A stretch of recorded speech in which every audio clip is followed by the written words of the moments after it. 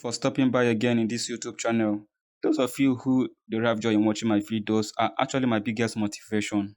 And in this today's video, we're going to be looking at completing the square method as one of the approach in solving quadratic equation.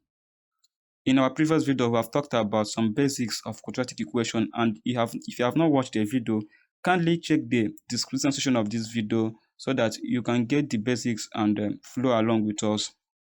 In this problem, we're going to be using a completed square method to derive what they call the almighty formula. That's the formula used in solving some quadratic equation. And don't forget, completing the square method is always applied where factorization method seems not to be possible. So to do that, we are first of all going to move this constant to the other side of the equality. And when it crosses the sign of equality, it becomes negative. So it will give us ax² plus bx is equal to minus c. Then second step, they said that the coefficient of x squared should be equal to 1. So to make it equal to 1, it means that you are going to divide through with the coefficient of x squared. So we're going to divide through with a. So that a will cancel a, we'll be left with x squared plus b all over ax is equal to minus c all over a. Now the second step says that you should square half the coefficient of x and add it to the both sides. Coefficient of x is b all over a. They say you should square the half of it, and half of it will be multiplied by 1 over 2. That is b all over 2a is half coefficient of x. They say you should square it and add to both sides. So we have x squared plus b all over a x. Then they said add to both sides. So we're going to add it to the both sides.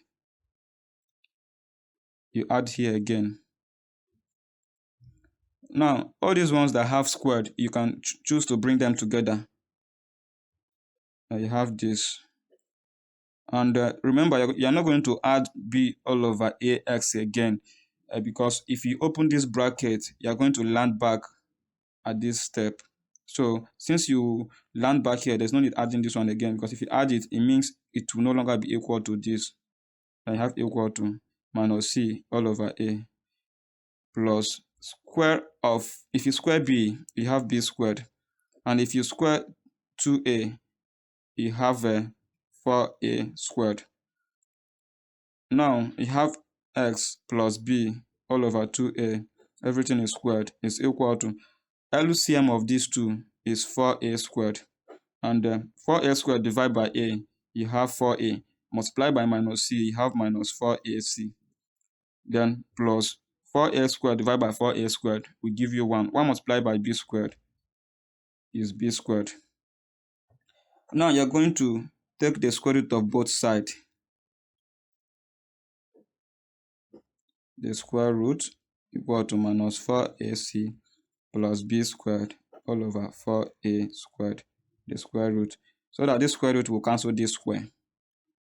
Then you'll be left with x plus b all over 2a is equal to plus or minus root of minus 4ac plus b squared all over 4a squared. Now this b all over 2a can cross sign of equality and it becomes negative. So you have x is equal to minus b all over 2a plus or minus root of, remember, root of 4a squared will give you 2a. So you're going to have b squared minus 4ac. I hope you know that you can actually interchange this to have b squared minus 4ac, then all over 2a. Since the two denominators are the same, you can choose to select one. You have b squared minus 4ac all over 2a. So this is your almighty formula, and it's actually the formula used in solving quadratic equation. So if this video was helpful, kindly subscribe to this YouTube channel and also share the video to your friends that need a tutorial like this.